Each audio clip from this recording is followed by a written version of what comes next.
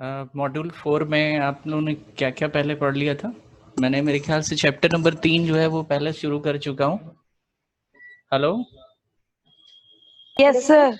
हाँ, chapter number 3 जो है वो चैप्टर 3 जो है वो पहले पढ़ा चुका सर हूँ। आपने यस सर। ठीक है, आप सब लोगों के पास सारे नोट्स वगैरह हैं चैप्टर 3 के? Hello, sir yes no sir, आपने सर नहीं किए थे। क्या आपने कोई क्लास मिस करी थी क्या? नहीं सर। चलिए कोई बात नो नहीं। सर। अच्छा, चलिए कोई बात नहीं। चैप्टर नंबर 1 से जो है हम लोग ये शुरुआत कर रहे हैं, पीसी असेंबली एंड ऑपरेशन। ठीक है। Okay sir. तो जो जिसका जो कुछ भी रह गया है पीछे, अगर चैप्टर 3 में किसी कोई चीज़ अगर रह गई है और जिनके पास पहले से नोट्स हैं, तो उसमें जो है जो जो मैंने कराया है उसमें आप अपना यूजर्स नेम, पहले मैंने विंडोज एनटी वगैरह कराया हुआ चैप्टर नंबर 4 का, नेटवर्क यस एडमिनिस्ट्रेशन नाम सर। है चैप्टर 4 का। Yes sir. Yes sir. हाँ, तो ध्यान रखिएगा, बड़ा इंपॉर्टेंट चैप्टर है for exam point of view से। उससे 2-4 सवाल जरूर आते हैं, बड़े सवाल भी आते हैं और छोटे वाले सवाल भी आते हैं। बड़े सवाल किस तरह के आएंगे, जैसे कि आपसे पूछेगा विंडोज एनटी के फीचर्स क्या हैं। ठीक है, तो विंडोज एनटी के फीचर्स मैंने सबसे पहले लिखा रखे हैं, आपको सबके पास है ना फीचर्स? Yes sir. तो विंडोज एनटी के फीचर्स जो हैं उसको आप जरूर एग्जाम में एक बार जरूर आप पहले देख लीजिएगा कि विंडोज एनटी के फीचर्स कौन कौन से हैं। दूसरी चीज जो है वो यूजर्स एंड ग्रुप्स बनाने की है। तो यूजर्स एंड ग्रुप्स जो है वो कैसे बनाए जाते हैं, साथ ही साथ प्रिंटर कैसे इंस्टॉल किया जाता है लोकल एरिया नेटवर्क में। ये 4-5 चीजें जब तक इस वक्त लॉकडाउन हो रखा है और टाइम आपके पास है उसको तैयार कर लीजिए। आज हम जो है वो चैप्टर नंबर 1 से शुरू करेंगे। ओके, जो कि पीसी असेंबली एंड ऑपरेशन के बारे में। सबको सुनाई दे रहे ना क्लियरली? Yes sir. ऑडिबल है सब चीज? हाँ, आप एक यस काम सर। करिए, पेन वगैरह लेकर के बैठिएगा और अपनी किताब है ना सबके पास लगभग, जिनके पास है वो नो किताब सर। वगैरह भी लेकर के बैठ जाएं। कॉपी वगैरह नोट्स के लिए पेन अगर कोई चीज़ ज़रूरत पड़ेगी, और किताब में देखते जाएं कि क्या क्या चीज़ जो है वो सबसे पहले ले। तो चैप्टर 1 का पहला, चैप्टर 1 जो है it is about PC assembly, कि एक पर्सनल कंप्यूटर को कैसे असेंबल किया जाता है। असेंबल माने होता है किसी भी सामान, कोई भी सामान, कोई भी मशीन अगर आई है और वो मशीन जो है उसके अंदर बहुत सारे अलग अलग कंपोनेंट्स लगे हैं, तो असेंबल करने का मतलब होता है उसको आपस में जोड़ना। असेंबल का सीधा मतलब है चीजों को जोड़ना। तो चाहे हम जैसे कि हम देखते हैं कि कंप्यूटर हो गए, बड़ी मशीनें हो गई और इस तरह की जिसमें अलग अलग डिफरेंट डिफरेंट पार्ट लगते हैं, उनको आपस में जोड़ने के काम को असेंबल करते हैं। तो इस चैप्टर में इट इज अबाउट कंप्यूटर को, उसके अंदर लगने वाले पार्ट्स को कैसे असेंबल किया जाता है और किस तरह से वो ऑपरेशन करते हैं, काम किस तरह से करते हैं वो, इसके बारे में है पीसी असेंबली एंड ऑपरेशन। अच्छा इंपॉर्टेंट चैप्टर है, इससे बहुत सारे एग्जाम पॉइंट ऑफ व्यू से बहुत सारे इंपॉर्टेंट सवाल इससे आते हैं। और इस पेपर में, ये पेपर बहुत आसान पेपर है, तो आप बस जो पॉइंट टू पॉइंट आपको चीजें लिखाई जाए उसको आप ध्यान से देखिए और उसको नोट्स भी बनाते जाइए। अगर आप नोट्स बनाएंगे रिकॉर्डिंग भी आपको मिल जाएगी, एज वेल एज उन चीजों को जो है वो रिपीट जरूर करा करिए। अपने लेसन्स को रिपीट करने से जो है वो दिमाग में वो बातें याद रखती हैं एग्जाम में। तो यहाँ पे सबसे पहला हमारा टॉपिक है fundamentals of A personal computer. Personal computer किसको कहते हैं? सबसे पहले तो सवाल है पीसी किसको कहा जाता है? पर्सनल कंप्यूटर यानी जो घर में हम लोग अपने पर्सनल एक डिजिटल कंप्यूटर रखते हैं, जिसमें एक जनरल कंप्यूटिंग नीड्स को जो हमारी फुलफिल करता है। जैसे कि हमें कभी किसी डेटा को स्टोर करना है, कैलकुलेशन करनी है छोटी मोटी, और जो है प्रिंट आउट निकालना है, या फिर कोई फाइल स्टोर करनी है, या हमें एमएस वर्ड पे कोई काम करना है, प्रोसेसिंग करनी है, स्टोरेज करना है। तो ये जो छोटा कंप्यूटर होता है जनरल पर्पस, ये हमारी डेली कंप्यूटिंग नीड को पूरा करने के लिए ये कंप्यूटर जो हमारे घर में रखा रहता है, इस कंप्यूटर को हम लोग पर्सनल कंप्यूटर कहते हैं। जैसे कि यहाँ पे साफ साफ डेफिनेशन में लिख के आ रहा है कि एक personal computer is a general purpose machine. एक पर्सनल कंप्यूटर जो है वो जनरल पर्पस, जनरल माने जो सामान्य काम को करने के लिए हम इस्तेमाल करते हैं, ऐसी मशीन को जनरल पर्पस मशीन कहा जाता है। तो ये जनरल पर्पस मशीन जो है वो हमारी कंप्यूटिंग नीड्स को, जैसे कि प्रोसेसिंग हो गई, स्टोर करना और प्रिंट करना डॉक्यूमेंट्स को, इस तरह के कंप्यूटर को पर्सनल कंप्यूटर कहा जाता है। ठीक है, सबको सुनाई दे रहा है ना? हेलो? Yes sir. तो हमारा पर्सनल कंप्यूटर तो हमारे घर पे लगा हुआ है। इस पर्सनल कंप्यूटर को हम लोगों ने लैब में भी देखा है, यहाँ पे भी, घर पे भी, आपके घरों पे भी पर्सनल कंप्यूटर होगा। तो पर्सनल कंप्यूटर लैपटॉप और डेस्कटॉप दो तरह से आता है। तो यहाँ पे जैसे कि चित्र में आप देख रहे हैं कि हमारे पास जो पर्सनल कंप्यूटर है, इस पर्सनल कंप्यूटर में हमारे पास स्क्रीन है, मॉनिटर है। ये इसमें पुराना मॉनिटर, सीआरटी मॉनिटर यूज किया इन्होंने। मॉनिटर है, कीबोर्ड है, माउस है, हमारे पास सिस्टम यूनिट होता है पर्सनल कंप्यूटर में, स्पीकर ये ऑप्शनल है। लेकिन एक कंप्यूटर में जो मिनिमम पार्ट्स जो है हमारे पास यूज होते हैं वो monitor, system unit, keyboard, mouse, ये लगभग होते हैं। तो इस सेक्शन में हमको ये बताना है कि एक पर्सनल कंप्यूटर में कितने तरह के पार्ट्स जो हैं वो लगाए जाते हैं। और पहला है मॉनिटर या स्क्रीन। किस लिए होता है? To display computer output. Monitor या स्क्रीन का सबसे पहला ऑब्जेक्टिव है, जो कंप्यूटर के अंदर डिजिटल डेटा है उसको लाइंस और पिक्चर्स में दिखाने का काम करता है, वेक्टर ग्राफिक और इमेज फॉर्मेट में। हमारे मॉनिटर स्क्रीन, चाहे वो हमारी सीआरटी हो, एलईडी हो, या फिर हमारे पास एलसीडी मॉनिटर हो, इनका एक ही काम है, आउटपुट दिखाना। दूसरा हमारे पास सिस्टम यूनिट होता है। सिस्टम यूनिट का काम क्या है? सिस्टम यूनिट, जैसे कि हम लोग मॉड्यूल 1 से भी पढ़ते आ रहे हैं, शुरू से ही पढ़ते आ रहे हैं, सिस्टम यूनिट जो है वो मशीन का, कंप्यूटर मशीन का मुख्य हिस्सा है। और यही सारी प्रोसेसिंग का सारा लोड जो है वो हमारे सिस्टम यूनिट के ऊपर रहता है। सिस्टम यूनिट के अंदर हमारे पास मदरबोर्ड रहता है, मेमोरी रहता है, सीपीयू रहता है, हार्ड ड्राइव वगैरह लगी रहती हैं। और एक सिस्टम यूनिट अगर खराब हो जाएगा तो जैसे किसी व्यक्ति का या किसी आदमी का दिमाग जो है वो काम करना बंद कर दे, तो ऐसी स्थिति कुछ पैदा हो जाएगी। यानी हमारा कंप्यूटर जो है वो किसी भी हालत में बगैर सिस्टम यूनिट के काम नहीं करने वाला। वेरी इंपॉर्टेंट कंपोनेंट्स है। It is a processing unit that takes input and processes it. इसका काम है इनपुट लेना यूजर से। यूजर के पास जो भी इनपुट डिवाइस है, कीबोर्ड, माउस या और भी स्कैनर्स हो गए, इनसे जो भी इनपुट आता है उनको लेना, प्रोसेस करना, उनको उसी हिसाब से कैलकुलेट करना। जिस तरह का डेटा है उसको, जो डेटा पिक्चर का है, इमेज का डेटा है तो इमेज की तरह प्रोसेस करना, अगर ऑडियो डेटा है तो ऑडियो की तरह प्रोसेस करना, उसके बाद उसको जो है डिस्क में स्टोर कर देना। तो सिस्टम यूनिट है हमारे पास कीबोर्ड। एक पर्सनल कंप्यूटर में कीबोर्ड होता है। कीबोर्ड बहुत इंपॉर्टेंट काम करता है, कंप्यूटर जैसी मशीनों को आदेश देना और डेटा सप्लाई करना कीबोर्ड का काम है। माउस होता है एक पर्सनल कंप्यूटर में। माउस का मुख्य काम है जीयूआई प्लेटफॉर्म पे काम करता है। जीयूआई प्लेटफॉर्म मतलब ग्राफिकल यूजर इंटरफेस प्लेटफॉर्म। और जीयूआई प्लेटफॉर्म में चीजों को, ऑप्शंस को सेलेक्ट करने के लिए माउस को हम लोग यूज करते हैं। नेक्स्ट है स्पीकर, ऑप्शनल है। स्पीकर अगर आप ऑडियो वॉइस आउटपुट लेना चाहें तो हमारा स्पीकर जो है वो हमें ऑडियो आउटपुट देता है। प्रिंटर भी एक ऑप्शनल आइटम है और ये सभी को पता है कि पेपर पे आउटपुट प्रिंट करने के लिए यूज किया था। फ्लॉपी डिस्केट वगैरह हो गई, डेटा को स्टोर करने के लिए यूज की जाती है, ये सब ऑप्शनल है। पावर सप्लाई जो है वो सिस्टम यूनिट के भीतर लगी रहती है और इसका मुख्य काम है आपके जो मदरबोर्ड और उसके वेरियस कंपोनेंट है उनको पावर सप्लाई देता है। तो ये हमारा एक पर्सनल कंप्यूटर क्या होता है और उस पर्सनल कंप्यूटर के अंदर कितने तरह के मुख्य पोर्शंस, मुख्य पार्ट्स क्या क्या हैं पीसी के अंदर लगे होते हैं और वो क्या क्या काम करते हैं, बहुत ब्रीफ करके आपको ये समझाना होगा। इसमें सवाल क्या आ सकता है? इसमें अभी तक पुराने पेपर्स में एक जो सवाल अभी तक आया है वो है what are the main parts of a PC. तो इसमें हमें एक्सप्लेन करना होगा पीसी क्या होता है। एक छोटा कंप्यूटर का आप चाहें तो डायग्राम बना सकते हैं। डायग्राम बना के एक्सप्लेन करने पे मैंने बोला ये कि डायग्राम बना के अगर आप किसी चीज को एक्सप्लेन करेंगे तो उसमें आपको जो है मार्क्स ज्यादा मिलने की संभावना रहती है।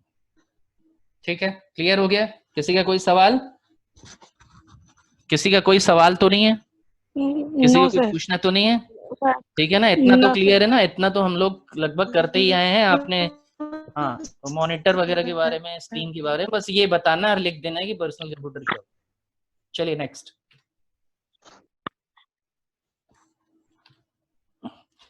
Panels of A PC. Next topic है पैनल क्या होते हैं पीसी के। तो पैनल शब्द का इस्तेमाल बहुत जगह पे यूज किया जाता है। पैनल होता क्या है? पैनल कोई बड़ी मशीन हो या कोई ऐसा डिवाइस हो, तो उसके एक हिस्से को, चाहे वो फ्रंट का हिस्सा हो, पीछे के हिस्से हो या साइड के हिस्से हो, उसको हम लोग पैनल के नाम से जानते हैं। उसको बोला जाता है पैनल है, ये इस मशीन का ये पैनल है, लेफ्ट पैनल है, राइट पैनल है। ठीक उसी तरह जिस तरह किसी भी मशीन का और अदर मशीन्स के पैनल होते हैं, उसी तरह हमारे पास कंप्यूटर के भी पैनल है। जो कंप्यूटर के पैनल का मतलब है, कंप्यूटर यहाँ पे पैनल का मतलब सिर्फ जो हमारा सिस्टम यूनिट है उसके पैनल्स की बात हो रही है, और बाकी हमारे जो है वो स्क्रीन मॉनिटर या इनके पैनल की बात नहीं हो रही है, सिर्फ सिस्टम यूनिट के पैनल्स की बात करी जा रही है यहाँ पे।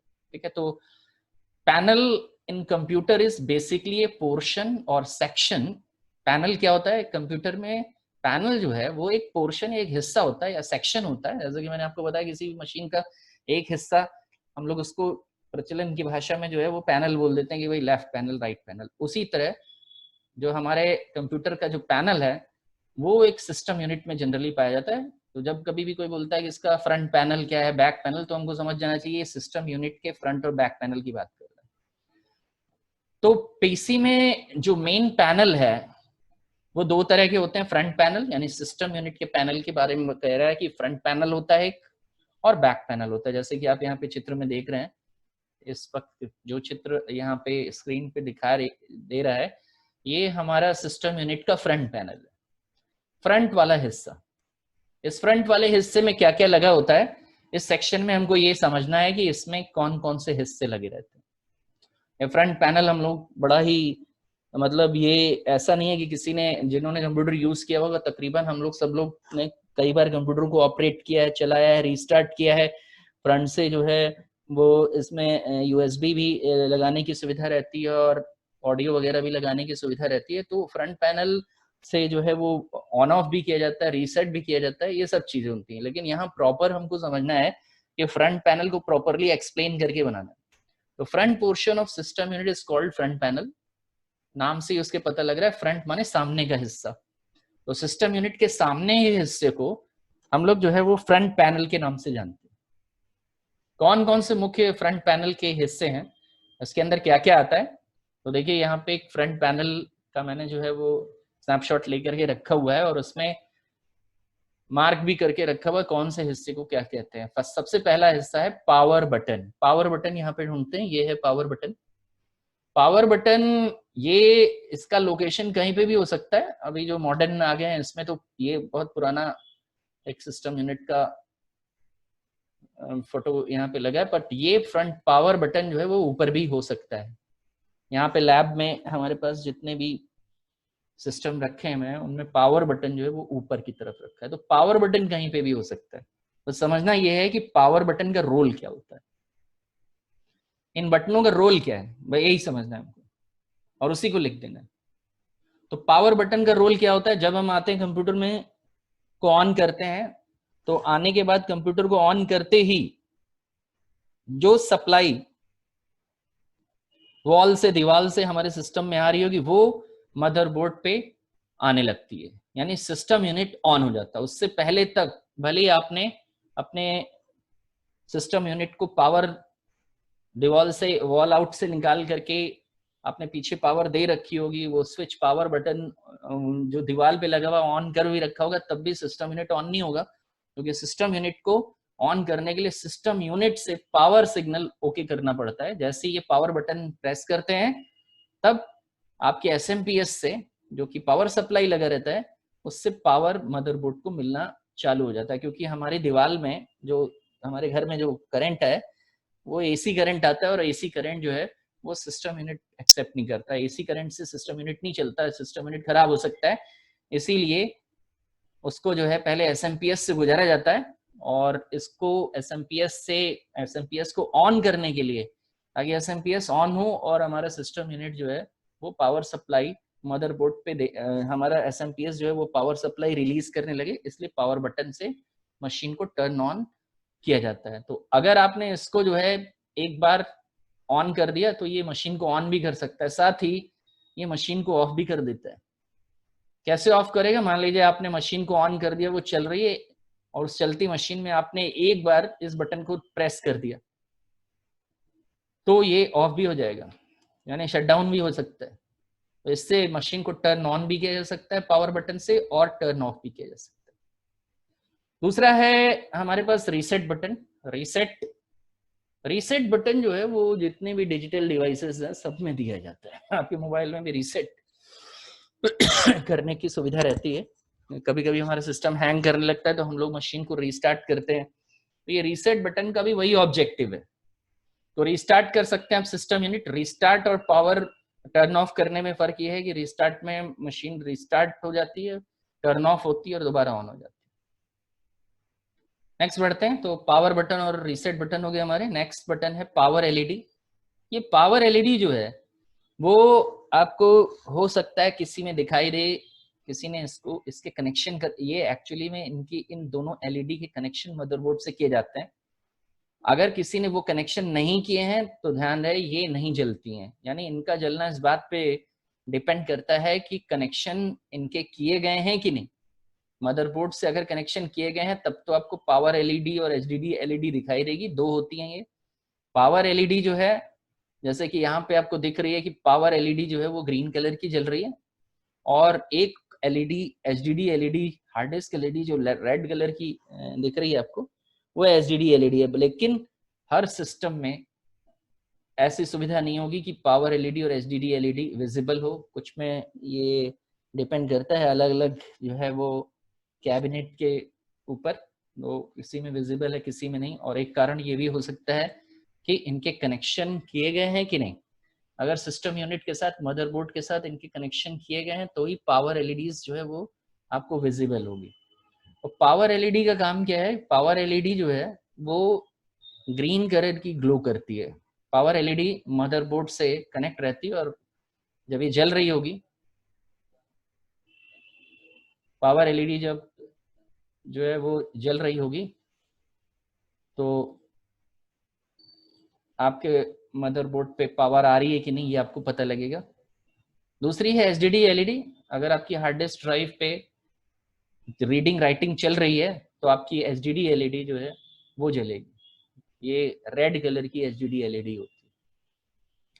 फिर आता है डीवीडी वगैरह। ये डीवीडी रोम जो है वो ऊपर के साइड पे एक जगह स्पेशली आपके कैबिनेट में ऊपर बनाई जाती है, छोड़ी जाती है जगह, और यहाँ पे डीवीडी ड्राइव लगाई जाती है। सीडी रोम भी, जैसे कि इसमें सीडी और डीवीडी दोनों लगाई गई हैं। और हालांकि इनमें से अब तो सीडी रोम आता भी नहीं है, तो आपको जो है इस वक्त डीवीडी, जो डीवीडी रोम ड्राइव है वो सिर्फ आजकल मिलेगी, और वो भी डीवीडी रोम की जगह डीवीडी राइट। तो डीवीडी लगाने के लिए इस जगह पे सीडी डीवीडी लगी होगी। फ्लॉपी डिस्क ड्राइव, आपके फ्रंट पैनल में फ्लॉपी डिस्क ड्राइव भी लगी हो सकती है। ये फ्लॉपी डिस्क ड्राइव है। फ्लॉपी डिस्क ड्राइव में आप फ्लॉपी डिस्क इंसर्ट कर सकते हैं, या जिप ड्राइव भी इसी में इंसर्ट की जाती है। जिप ड्राइव, हमने स्टोरेज मीडिया में आपको कभी ना कभी जिप ड्राइव के बारे में आपको जरूर बताया गया कि जिप ड्राइव जो होती है वो फ्लॉपी डिस्क की तरह ही एक रिमूवेबल स्टोरेज मीडिया है, जिसका मेन काम है उसकी कैपेसिटी जो है वो फ्लॉपी डिस्क के मुकाबले थोड़ा ज़्यादा होती है। 100 MB, 150 MB, 200 MB के आसपास, और फ्लॉपी डिस्क की कैपेसिटी 1.44 MB हुई। तो ये हमारा फ्रंट पैनल हो गया।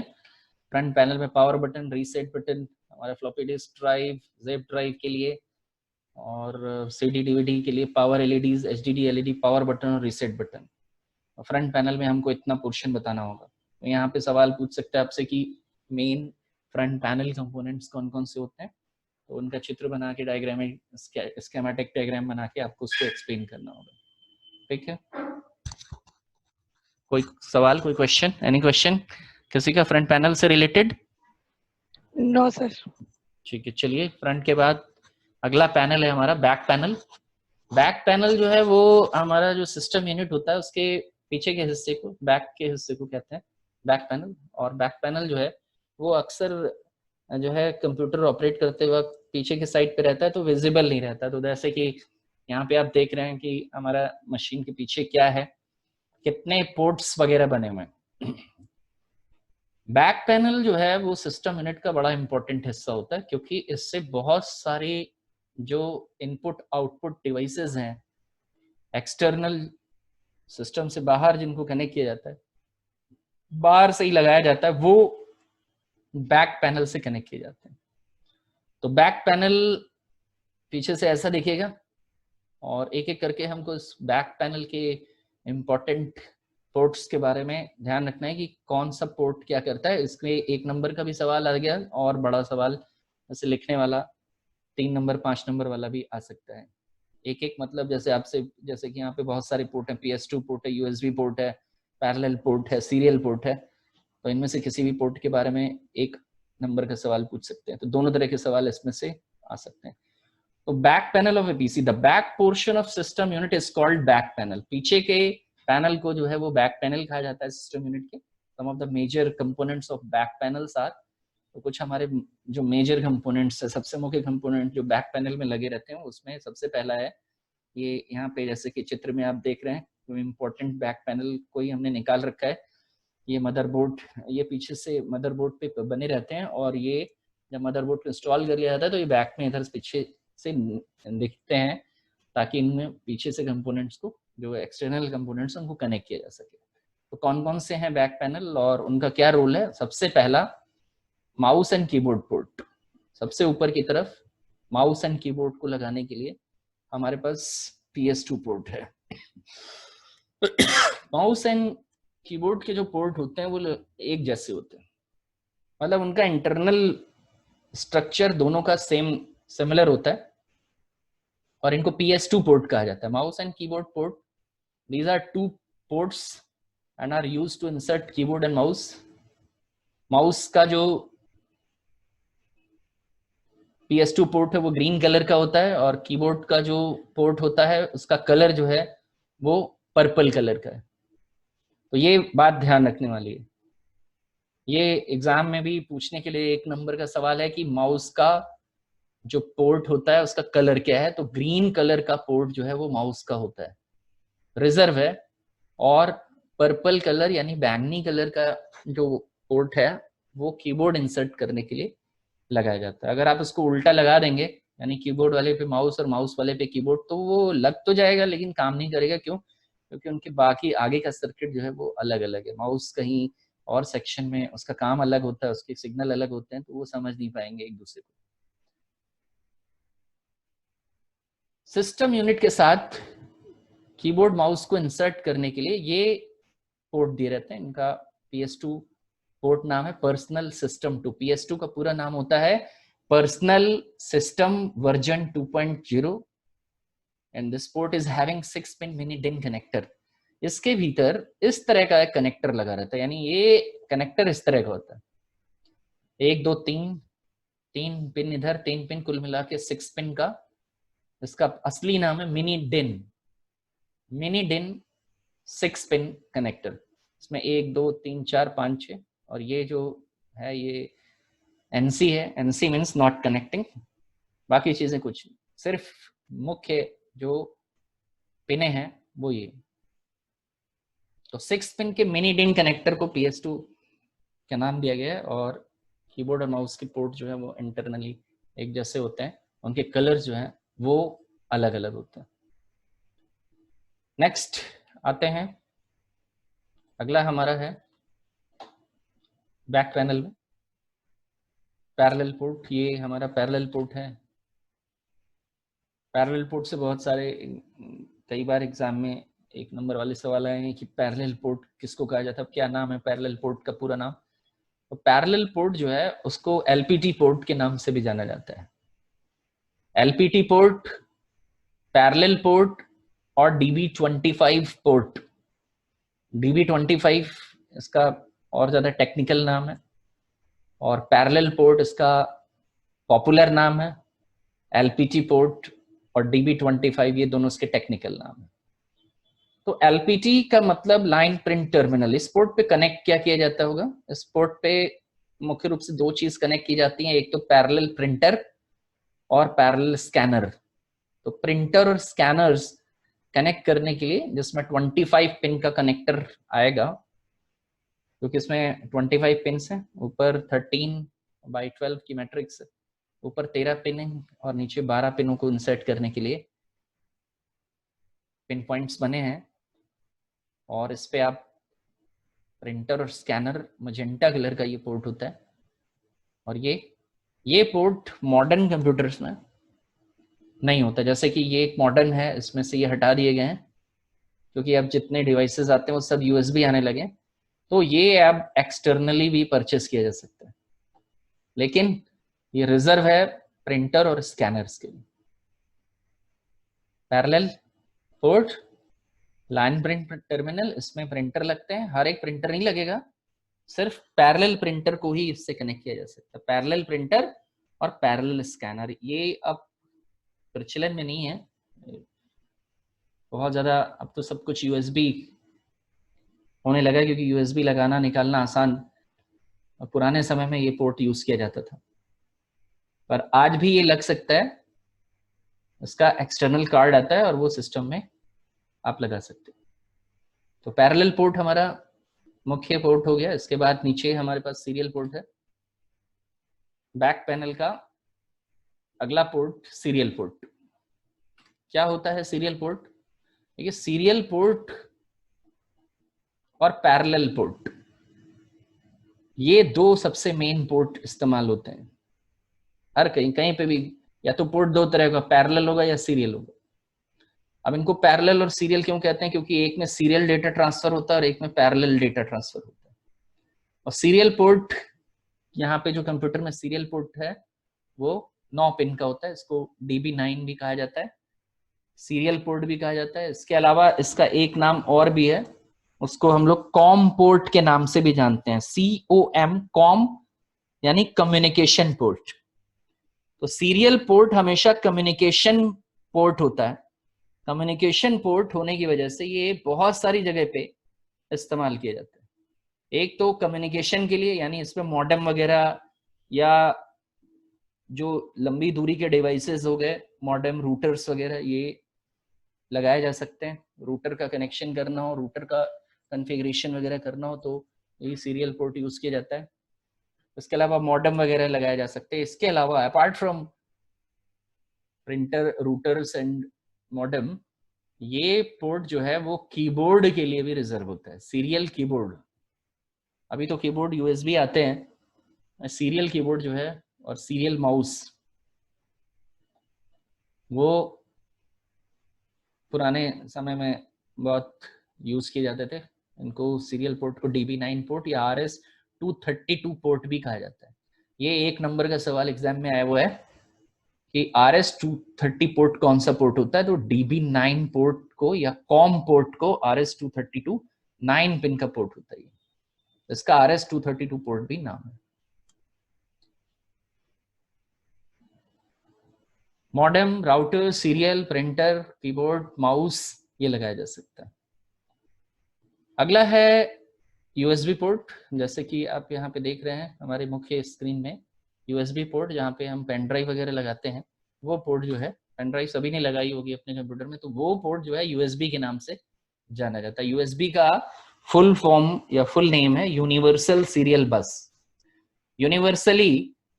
यूनिवर्सल सीरियल बस नाम इसका है क्योंकि इसमें यूनिवर्सल 127 डिवाइसेस जो इस वक्त चल रहे हैं, पॉपुलर डिवाइसेस, वो सबके सब कनेक्ट हो सकते हैं, इसलिए it's a type of serial port. USB के बारे में एक बात यह है कि इसका नाम सीरियल है, सीरियल बस, तो इसका मतलब इसमें सीरियल पोर्ट, ये एक सीरियल पोर्ट होगा। और सीरियल पोर्ट की सबसे बड़ी बात यह है कि ये बहुत ही पॉपुलर प्लग एंड प्ले, ये एक प्लग एंड प्ले पोर्ट है। बाकी LPT और DB9 ports they are not plug and play और हॉट स्वैपेबल पोर्ट। तो पहले समझते हैं प्लग एंड प्ले पोर्ट क्या होता है। प्लग एंड प्ले पोर्ट ऐसे पोर्ट्स को कहा जाता है जिसमें मशीन को टर्न ऑन किए हुए आपको मशीन को टर्न ऑफ करने की जरूरत नहीं है। आप मशीन को चलते में उस पोर्ट को या उस डिवाइस को इस पोर्ट से कनेक्ट कर सकते हैं। यानी आपका कंप्यूटर चल रहा हो और आपने पेन ड्राइव लगा दी, आपका जो है वो मशीन चल रही है और चलती मशीन में आपने प्रिंटर लगा दिया यूएसबी, आपको कंप्यूटर रिस्टार्ट करने की जरूरत नहीं। वरना सीरियल और जो एलपीटी पोर्ट हैं, अगर उनमें कोई चीज आपको लगानी होती तो हमेशा कंप्यूटर को शट डाउन कर दिया जाता है। तो यूएसबी चलते में आप उसके अंदर कोई भी कंपोनेंट इंसर्ट कर सकते हैं अगर वो यूएसबी टाइप का है, और उसको दोबारा उसको हटा सकते हैं। इंसर्शन एंड रिमूवल बहुत आसानी से हो सकता है। तो USB is also a type of serial port. USB भी एक प्रकार का सीरियल पोर्ट होता है। It is very popular, plug and play और हॉट स्वैपेबल या प्लग एंड प्ले, जिसमें मशीन चलते हुए में आप उस पोर्ट पे किसी भी चीज को इंसर्ट कर सकते हैं जो उसमें लग सकती होगी, उस चीज को आप इंसर्ट कर सकते हैं और रिमूव कर सकते हैं। यानी आप के लिए यूएसबी एक हॉट स्वैपेबल या प्लग एंड प्ले पोर्ट बनाया गया है। जब सिस्टम ऑन हो तो आप उस पोर्ट से कुछ भी कनेक्ट कर सकते हैं। Approximate 127 devices coming in the market that support USB. इस वक्त 127 डिवाइस जो आ रहे हैं, तकरीबन सबके सब वो USB सपोर्ट करता है। यानी आप चाहे तो प्रिंटर ले लें, आप चाहे वेब कैम ले लें, कुछ भी ले लें, सबके सब USB है। कोई भी डिवाइस ऐसा नहीं जो USB नहीं आता हो। आप जो है मोबाइल के लिए भी, मोबाइल को भी कनेक्ट कर सकते हैं, डाटा कनेक्टर जो मोबाइल का है। इसके अलावा सैकड़ों 127 डिवाइसेस, ये 127 डिवाइसेस ये एग्जाम में आ चुके हैं। एग्जाम पॉइंट ऑफ व्यू से ये कितने यूएसबी डिवाइस कनेक्ट किए जा सकते हैं। यूएसबी कम्स इन 2 वेज, 2 तरह का यूएसबी आता है। USB type A, USB connector जो है वो 4 पिन का होता है। यहाँ पे आपको एक बात ध्यान रखनी है कि कितने पिनों का कौन सा पोर्ट होता है। यानी एलपीटी में अगर हमारे पास पिन है तो कितनी है, अगर हमारे पास जो है वो PS2 पोर्ट में कितनी पिन है, कितने पिनों का पोर्ट है, और पैरेलल पोर्ट में कितना है, सीरियल में कितना, और यूएसबी में कितना, ये बात ध्यान रखनी है। तो यूएसबी में यूएसबी टाइप ए आता है। ये यूएसबी टाइप ए है जो कि पेन ड्राइव में लगा रहता है, और ये छोटा यूएसबी है जिसको यूएसबी टाइप बी कहते हैं। यूएसबी टाइप बी प्रिंटर वगैरह की केबल में आता है। ये भी यूएसबी है, होता है ये भी 4 पिन का है, 2 ऊपर और 2 नीचे, जैसा कि यहाँ पे फिगर में आपको साफ साफ विजिबल है। ये इस तरह का भी आता है छोटा।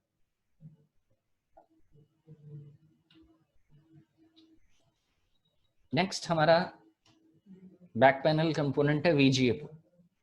VGA पोर्ट यानी मॉनिटर। VGA पोर्ट जैसे कि ये स्क्रीन में आप देख रहे हैं, यहाँ पे आपको जो है 15 पिन का VGA, जिसपे हम मॉनिटर, LED टीवी, प्रोजेक्टर ये सब लगाएंगे। VGA मतलब VGA का पूरा नाम वीडियो ग्राफिक्स एरे होती है। ये ब्लू कलर का है, और इस ब्लू कलर के पोर्ट पे आपको अपने मॉनिटर का जो केबल है, डाटा केबल जिसको VGA केबल कहते हैं, वो भी आप इसमें लगाएंगे। It is a 15 pin graphical port. ये 15 पिन का ग्राफिकल पोर्ट होता है to connect monitor, OHP projector, LED TV screens, ये हम इस पे कनेक्ट कर सकते हैं। नेक्स्ट है लैन पोर्ट या RJ45 पोर्ट। लैन पोर्ट पे सभी को पता है कि हमारे ईथरनेट केबल, ईथरनेट मतलब लोकल एरिया लैन की केबल को, जो केबल वाला लैन होता है और स्विच से कनेक्ट करने वाला लैन है, वो ईथरनेट कहलाता है। ईथरनेट लैन का प्रोटोकॉल होता है। तो लैन पोर्ट और RJ45 पोर्ट, ये इस तरह का पोर्ट होगा जिसमें हम अपने मशीन में पीछे सिस्टम यूनिट में से अपने लोकल एरिया नेटवर्क की केबल को कनेक्ट करते हैं। इस पर 2 LED जलती रहती हैं, एक LED लिंक की और एक LED ट्रांसफर कर रही है कि नहीं। नेक्स्ट है हमारे पास ऑडियो पोर्ट। ऑडियो पोर्ट जो है वो ऑडियो इंसर्शन के लिए इस्तेमाल किया जाता है। ये आपको जो है अगर किसी मल्टीमीडिया डिवाइस को कनेक्ट करना है तो आप उस मल्टीमीडिया डिवाइस को कैसे कनेक्ट करेंगे। मल्टीमीडिया डिवाइस जैसे हमारा हेडफोन वगैरह हो गया, माइक्रोफोन हो गया, स्पीकर हो गया, ये सारे के सारे हमारे मल्टीमीडिया ऑडियो के स्पीकर है। यहाँ पे ध्यान से देखना होगा कि एक हमारे पास लाइन आउट का है, ग्रीन कलर का आउट, लाइन इन है, और एक हमारे पास माइक के लिए है, माइक जो हेडफोन में लगा है तो वो यहाँ पे कनेक्ट होगा। लाइन आउट आपकी मशीन से जो आउट भेजा जाएगा, आपकी मशीन से जो सिग्नल आउट होंगे तो ये वूफर वगैरह, स्पीकर वगैरह पे। लाइन इन अगर आपके पास जो है वो माइक्रोफोन वगैरह है तो उसको यहाँ पे कनेक्ट किया जाएगा। ये हमारे ऑडियो पोर्ट हो गए। नेक्स्ट, बैक पैनल का बहुत ही एडवांस पोर्ट है IEEE पोर्ट जो है वो अब बहुत कम यूज हो रहा है इस वक्त। IEEE पोर्ट जो है वो ऑडियो वीडियो ट्रांसफर करने के लिए कंसोल पे 6 पिन का 1394 पोर्ट, इसको IEEE 1394 या फायर वायर पोर्ट भी कहते हैं। उसने एप्पल कंप्यूटर ने इंट्रोड्यूस किया था इसको। It is used for communication for real-time data transfer, audio video devices to console by Apple. It is having 6 pin और 4 पिन, ये 4 पिन का, ये 6 पिन का। ये फायर वायर पोर्ट जो है वो इस वक्त बहुत कम यूज हो रहा है, मशीन में तो बहुत कम यूज हो रहा है। उसकी जगह पे हमारे पास दूसरा HDMI वगैरह पोर्ट जो है वो हमारे पास दिए गए हैं। HDMI वीडियो पोर्ट, HDMI का पूरा नाम हाई डेफिनेशन मल्टीमीडिया इंटरफेस, या फुल फॉर्म्स भी ध्यान रखने होंगे। HDMI पोर्ट जो है वो मल्टीमीडिया डिवाइसेस को कनेक्ट करने के लिए कंप्यूटर से यूज किया जाता है। जैसे आपके पास LED टीवी है, डिकोडर है, प्रोजेक्टर है, मॉनिटर होंगे, एडवांस मॉनिटर हो गए,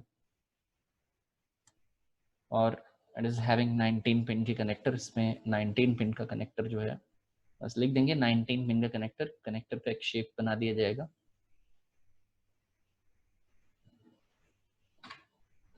मिडी पोर्ट, मिडी पोर्ट जो है वो सारे सिस्टम्स में नहीं अवेलेबल होते हैं। मिडी का पूरा नाम, पहले तो इसका पूरा नाम ध्यान रखना है कि म्यूजिकल इंस्ट्रूमेंट डिजिटल इंटरफेस। मिडी पोर्ट जो है वो गेम के लिए और जो म्यूजिकल इंस्ट्रूमेंट्स हैं उनको कनेक्ट करने के लिए यूज किया जाता है। और इसमें से ये 15 पिन का 8x7, 8 पिन ऊपर वाली रो में और 7 पिन नेक्स्ट वाली रो में। इसमें जॉयस्टिक वगैरह, ये गेम पोर्ट है मिडी पोर्ट, 15 पिन गेम पोर्ट, तो इसमें जॉयस्टिक कनेक्ट की जाएगी। ये जो 5 पिन के पोर्ट दिए हुए हैं, 3 5 पिन के पोर्ट है। ये पियानो, कीबोर्ड हो गया, पियानो वगैरह हो गए, इनसे कनेक्ट करने, इनको कनेक्ट करने के लिए यूज किया जाता है। और पीसी की जगह किसी और जगह पे, पीसी में तो ये यूज कम होता है, पीसी में मिडी या गेम पोर्ट भी या जॉयस्टिक पोर्ट भी कम कर दिया गया, सब यूएसबी बना दिया गया जब से, तो हमारे पास पोर्ट्स की संख्या, अननेसेसरी पोर्ट्स की संख्या कम हो गई। और ये हमारे पास आज जो है हमने देखा कि हमारे पास जो है वो फ्रंट पैनल और बैक पैनल में कौन कौन से कंपोनेंट लगते हैं। इससे रिलेटेड कोई क्वेश्चन या कोई सवाल किसी के हो तो वो पूछ सकता है। क्या किसी का कोई सवाल है, कोई क्वेश्चन किसी को पूछना है? No sir. सभी को क्लियर है ना? Yes sir. कुछ भी पूछना हो, कोई भी सवाल पूछना चाहें तो पूछ सकते हैं।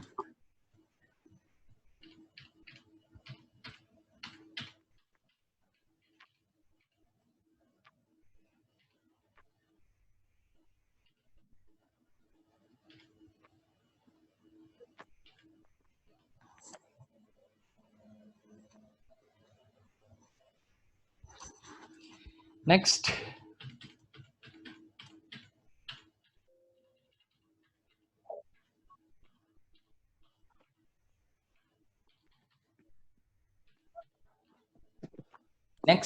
हमारा सब्जेक्ट है, नेक्स्ट टॉपिक है assembling part of a PC. एक पीसी को जोड़ने के लिए कौन कौन से पार्ट्स की जरूरत पड़ेगी और बेसिक प्रिकॉशन क्या लेना होगा। पिछले वाले में बता रही है कि यहाँ पे आपसे पूछ सकता है सवाल, what are the main ports of back panel and their total number of pins. तो बैक पैनल के बारे में अगर लिखने के लिए आएगा तो आपको बैक पैनल के बारे में पूरा पिन समेत डिस्क्राइब करना होगा कि बैक पैनल में मेन पिन्स क्या होती है, या इनमें से किसी एक के बारे में छोटा सवाल या बड़ा सवाल, किसी भी तरह का ये सवाल रह सकता है। Assembling part of a PC. Assembling part of a PC, PC को असेंबल करने के लिए किन किन कौन कौन से पार्ट्स इस्तेमाल किए जाते हैं। असेंबलिंग का मतलब है the PC assembling involves connecting internal and external parts of computer. PC assembling में क्या क्या चीज शामिल होती है? It involves connecting internal, PC assembling में इंटरनल पार्ट्स और एक्सटर्नल, इंटरनल माने भीतरी पार्ट और एक्सटर्नल मतलब बाहरी पार्ट्स, उनको आपस में जोड़ना पीसी असेंबलिंग के अंदर आता है। So joining these parts and making the system complete and ready to use is called assembling. Assembling, जैसे कि पीछे अभी मैंने आपको सेशन शुरू होने से पहले बताया कि इस चैप्टर में पीसी असेंबलिंग के बारे में पढ़ेंगे। तो असेंबलिंग करना मतलब क्या होता है? जिस तरह बॉडी के डिफरेंट डिफरेंट पार्ट्स होते हैं और वो एक साथ मिलकर के काम करते हैं, तो ऐसी मशीनें जिनके डिफरेंट पार्ट्स होते हैं और वो पार्ट्स सारे मिलजुल करके काम करते हैं, ऐसी मशीनों को असेंबल करना पड़ता है। यानी उनके अंदर जो डिफरेंट पार्ट्स लगे रहते हैं उनको वर्किंग बनाने के लिए उनको आपस में पहले एक दूसरे से कंबाइन करना पड़ता है और इस प्रोसेस को हम लोग जोड़ना पड़ता है, सही तरीके से कनेक्ट करना पड़ता है और इस प्रोसेस को असेंबलिंग कहा जाता है। ठीक उसी तरह हमारे जो पर्सनल कंप्यूटर है उसको भी असेंबल करना पड़ता है। इस पर्सनल कंप्यूटर में क्या क्या आता है? आपके एक सिस्टम, आपका एक सिस्टम यूनिट होगा। सिस्टम यूनिट का जो केस होगा, सिस्टम यूनिट यानी जो डिब्बा या बॉक्स जिसको हम लोग मशीन जो कंप्यूटर चलाया तो नीचे रखा होता है, तो ये जो बॉक्स होता है इसको सिस्टम, ये बॉक्स जो है वो सीपीयू नहीं है एक्चुअली में, ये सिस्टम केस है। सिस्टम केस मतलब एक कैबिनेट, एक तरह का आप समझिए कि एक अलमेरा जैसी कैबिनेट बना दिया गया और इसमें इसको हम लोग सिस्टम केस बोलते हैं या सिस्टम यूनिट का बॉक्स बोलते हैं। तो ये सिस्टम केस के नाम से जाना जाता है और इस सिस्टम केस में आपके सारे कंपोनेंट्स, जितने भी सिस्टम यूनिट के अंदर लगने वाले पार्ट्स हैं वो इस सिस्टम केस में लगाए जाते हैं। तो हमको एक, जब अगर मुझे कंप्यूटर एक खरीदना होगा और उसे असेंबल करना होगा तो सबसे पहले मुझे कैबिनेट या सिस्टम केस मेरे पास होना चाहिए। एक मदरबोर्ड अगला पार्ट है। मदरबोर्ड, मदरबोर्ड एक तरह का इलेक्ट्रॉनिक सर्किट बोर्ड होता है। हर इलेक्ट्रॉनिक, डिजिटल इलेक्ट्रॉनिक डिवाइस का एक सर्किट बोर्ड होता है और सर्किट बोर्ड में जितने भी इंटीग्रेटेड आईसी होती हैं वो कनेक्ट रहती हैं, एक दूसरे से जुड़ी रहती हैं और उनको एक जगह, फिक्स जगह पे रखने के लिए और वो आपस में एक दूसरे से कम्युनिकेट कर पाए, एक दूसरे से कनेक्ट हो पाए, इसके लिए एक बोर्ड बनाया होता है। और वो बोर्ड जो है प्लास्टिक का बोर्ड जो है वो रहता है और उस बेस की तरह इस्तेमाल होता है और उसको पर्सनल प्रिंटेड सर्किट बोर्ड या पीसीबी के नाम से भी जाना जाता है। तो ये हमारा मदरबोर्ड कहलाता है, उसका पॉपुलर नेम है मदरबोर्ड। हार्ड ड्राइव्स होनी चाहिए हमारे पास। अगर मुझे कंप्यूटर पूरा चाहिए असेंबल करना है तो हमारे पास हार्ड डिस्क होने चाहिए। Hard disk secondary storage device जिसमें कि डेटा स्टोर करते हैं हम। डी पार्ट है सीपीयू, हमारे पास सीपीयू होना चाहिए, सेंट्रल प्रोसेस यूनिट या माइक्रो प्रोसेसर होना चाहिए। बिना दिमाग के जो है वो सीपीयू के बगैर सिस्टम यूनिट काम ही नहीं करेगा, तो हमारा कंप्यूटर किसी काम का नहीं। तो हमारे पास सीपीयू होना चाहिए। RAM, random access memory, RAM का पूरा नाम रैंडम एक्सेस मेमोरी, ये मेमोरी है कंप्यूटर में। मेमोरी नहीं होगी तो कंप्यूटर में डेटा स्टोर करने में, प्राइमरी डेटा स्टोर करने में दिक्कत होगी, आपका मशीन स्टार्ट नहीं होगा बगैर रैम के। पावर सप्लाई, पावर सप्लाई यानी SMPS, switch mode power supply. SMPS का पूरा नाम स्विच मोड पावर सप्लाई होता है और पावर सप्लाई के बगैर, बगैर पावर के कोई भी डिवाइस काम नहीं कर सकता। यानी बगैर एसएमपीएस के आप कितना भी महंगा सिस्टम यूनिट खरीद लेंगे आप चला नहीं पाएंगे उसको, क्योंकि पावर ही नहीं आएगी और सभी को पता है कि पावर का क्या इंपॉर्टेंस है। डीवीडी राइटर चाहिए हमको एक, अगर हमें किसी कोई ऐप देगा और सीडी डीवीडी में रहेगी तो उसको रीड कैसे करेंगे, तो एक डीवीडी राइटर होना चाहिए हमारे पास। मॉनिटर होना चाहिए कंप्यूटर का आउटपुट देखने के लिए। डाटा केबल्स होनी चाहिए हमारे पास, डाटा केबल्स जिसमें डाटा कनेक्ट करेंगे। डाटा केबल्स के जरिए इंटरनल पार्ट्स को आपस में एक दूसरे से कनेक्ट किया जाता है, जैसे हार्ड ड्राइव कनेक्ट करनी हो, सीडी रोम कनेक्ट करना हो, डीवीडी राइटर कनेक्ट करना हो, इनको कैसे जोड़ेंगे, डाटा केबल्स। इन पार्ट्स को मदरबोर्ड पे फिट करने के लिए हमारे पास एक स्क्रू ड्राइवर चाहिए। स्क्रू ड्राइवर जो पेचकस के नाम से जाना जाता है, तो वो एक पेचकस, एक ऐसा स्क्रू ड्राइवर चाहिए जिससे हम उन पेचों को लगा सकें, जरूरत पड़ने पे निकाल सकें।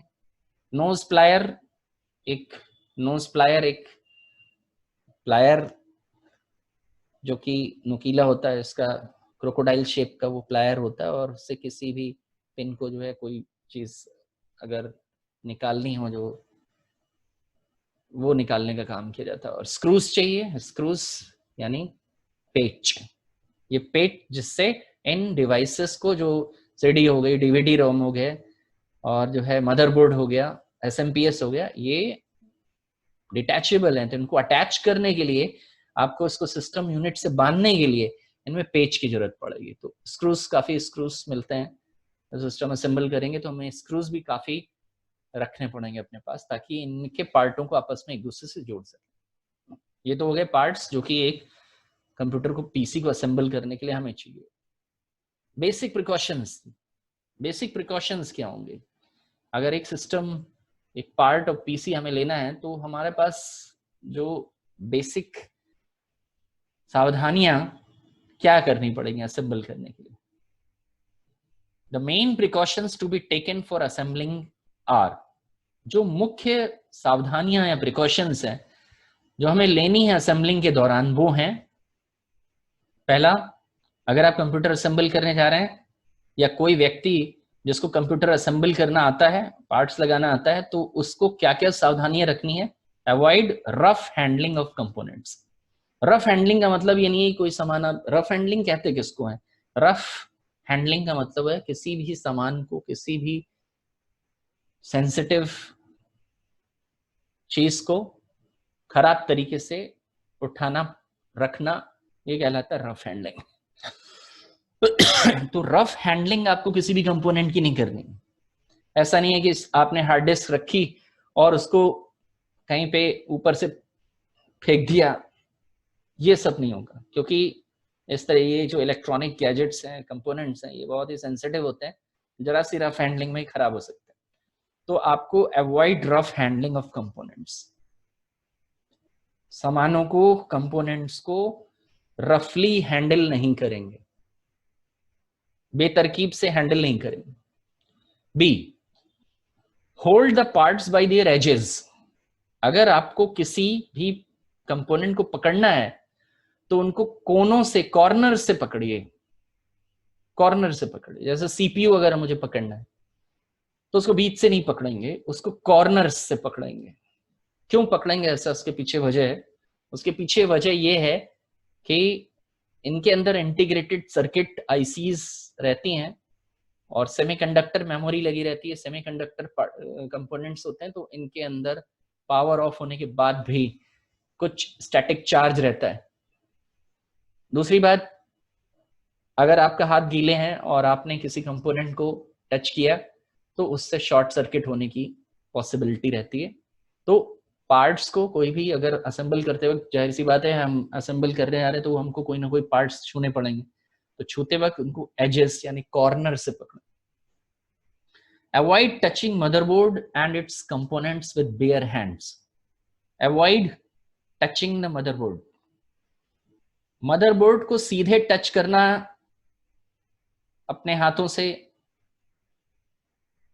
अवॉइडेबल है, क्योंकि अभी आपको बताया कि पूरा सेमीकंडक्टर मेमोरी, सेमीकंडक्टर सर्किट रहता है, आईसीज रहती हैं और स्टैटिक चार्ज उनके अंदर रहता है।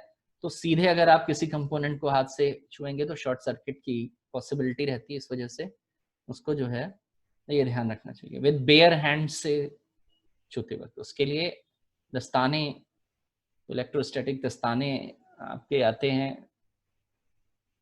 अपने दस्तानों से उनको छुएंगे। Do not try to open power supply. It has very high voltage. Power supply यानी ये जो SMPS होता है, इसको कभी भी खोलेंगे नहीं, इसके अंदर खोल करके देखने की कोशिश नहीं करेंगे, क्योंकि इसके अंदर हाई वोल्टेज होता है। पांचवी प्रिकॉशन है, never work on PC with power on. कभी भी पीसी को पावर ऑन मतलब मशीन को ऑन करके किसी भी पीसी के अंदर पावर ऑन स्थिति में कंप्यूटर को खोलना, उसके अंदर किसी भी कंप्यूटर किसी भी पार्ट की को निकालना लगाना, ये बहुत ही डेंजरस और बहुत ही रिस्की काम है। ऐसा नहीं है कि आप जो है वो पावर ऑन कर लीजिए और उसके बाद मदरबोर्ड बदलने की कोशिश कर रहे हैं, वो शॉर्ट सर्किट हो जाएगा। तो कभी भी कंप्यूटर में काम करते वक्त, उसके ऊपर असेंबलिंग का काम करते वक्त उसकी पावर ऑन नहीं करेंगे, टर्न ऑफ करके ये काम किया जाएगा। Never clean parts with wet cloth. कोई भी पार्ट अगर आप असेंबलिंग करने के दौरान किसी पार्ट को साफ कर रहे हैं तो गीला कपड़ा इस्तेमाल नहीं करेंगे। गीला कपड़ा शॉर्ट सर्किट कर सकता है। किसी भी तरह का वेट क्लोथ का इस्तेमाल करना मना है।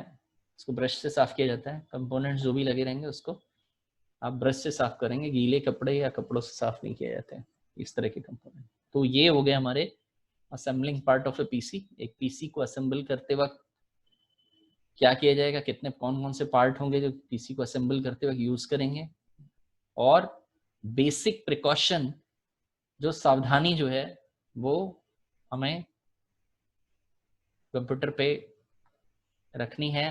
बेसिक प्रिकॉशंस वो क्या रखनी है वो इस सेक्शन में हमने देखा।